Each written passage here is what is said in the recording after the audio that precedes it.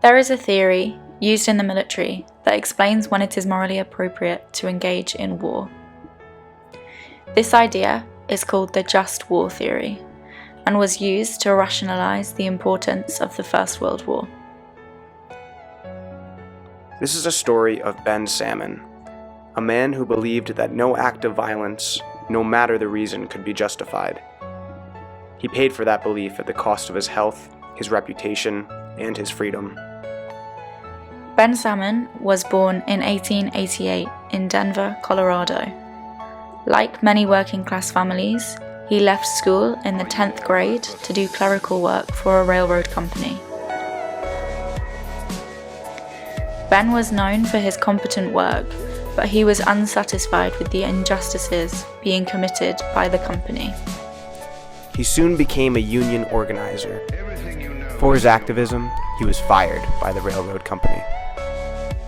In April of 1914, the Colorado National Guard and Colorado Fuel and Iron Company Guard attacked a tent colony of 1,200 striking coal miners and their families in Ludlow, Colorado.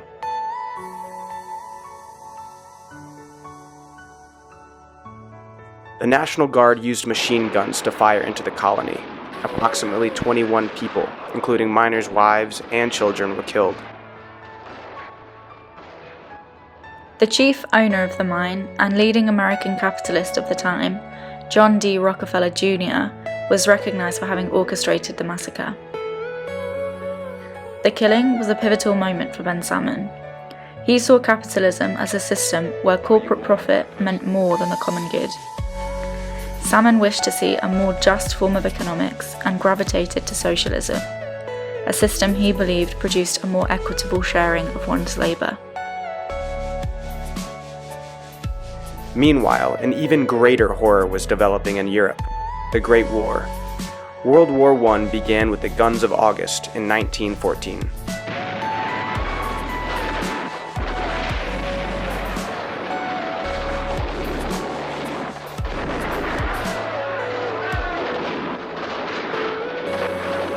Initially, the United States stayed out of the conflict in Europe. Woodrow Wilson ran for president on the campaign promise to stay out of the war. Ben Salmon supported Wilson. He voted for him in the 1916 presidential election. Wilson won. But in 1917, President Wilson called upon Congress to declare war on the Axis powers, Germany and its allies. Mother murmured through her tears, I didn't raise my boy to be a soldier. I brought him up to be my pride and joy.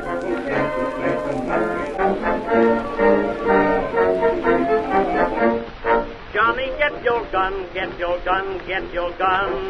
Take it on the run, on the run, on the run. Hear them calling you and me, every son of liberty.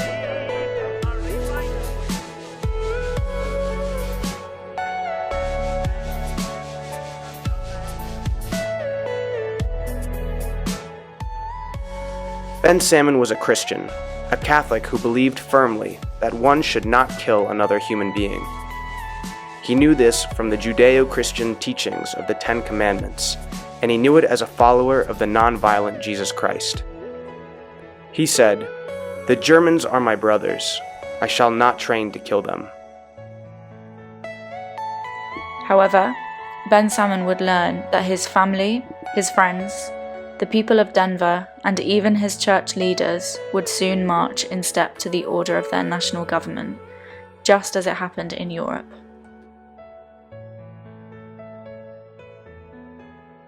Catholic Church leadership, led by Cardinal Gibbons of Baltimore, not only supported the United States' entry into the European War, but embraced it by creating a National Catholic War Council, which encouraged young Catholic men to go to Europe and kill the enemy. Salmon would have no part of the war. He became an absolutist, one who refused to assist in the war effort to kill other human beings. He refused to even fill out the questionnaire for possible induction to do military training. For this, he was arrested and put on trial in a military court, even though he was not a member of the military. The court-martial trial first considered the death penalty, and then gave Ben Salmon a 25-year sentence to hard labour in federal prison. In prison, Ben Salmon asked to practice his religion. However, the Catholic priest refused to hear his confession nor give him communion. Mocked and vilified by guards and others who considered themselves patriotic, shuffled in chains from prison to prison, Ben Salmon eventually made the decision that he should not cooperate with the killing systems of war. So, he refused to even eat. Fearing his death from starvation and bad publicity, the military force-fed him twice a day. A pipe was shoved down his esophagus with a milk and egg mixture. The war ended in November of 1918. Weak but still active in mind and spirit, Ben Salmon remained in federal prison. In 1920, the military judged him insane and had him sent from a prison in Utah to an insane asylum in Washington, D.C. Psychiatrists ran detailed examinations of Ben Salmon. He was judged sane. At St. Elizabeth's Insane Asylum, Salmon received better treatment. He was given a typewriter and each day wrote 5,000 words or more of his struggle with the United States government and what he believed should be an essential truth. There is no such thing as a just war. The American Civil Liberties Bureau and a priest, Father Ryan of Catholic University, worked to release Ben Salmon. On Thanksgiving weekend of 1920, Ben walked free from his incarceration. However, he was so hated in Denver that he could not go home. Ben Salmon, affected by severe treatment in prison, died a relatively young man in Chicago in 1932. His grave was discovered by a member of Friends of Franz and Ben in 2015. In 2017, a gravesite ceremony was held at Mount Carmel Catholic Cemetery in Chicago. The tombstone placed on the newfound grave reads, "There is no such thing as a just war." Ben Salmon had 4 children. Johnny died an early death. Margaret went on to have a large family of 12 children. Charles became a Catholic priest in the Diocese of Denver. And Geraldine became a Maryknoll sister, who served the poor in third world countries for decades as Sister Elizabeth Salmon. In 1989, a Lutheran seminarian, Torrin Finney, published a biography of Ben Salmon entitled An Unsung Hero of the Great War. And in 2007, the Catholic Peace Fellowship devoted their spring edition to Ben Salmon.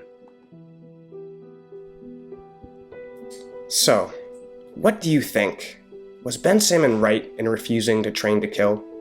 Or did he let down his family, his church, his community, and his country by not training to kill as other men did at that time?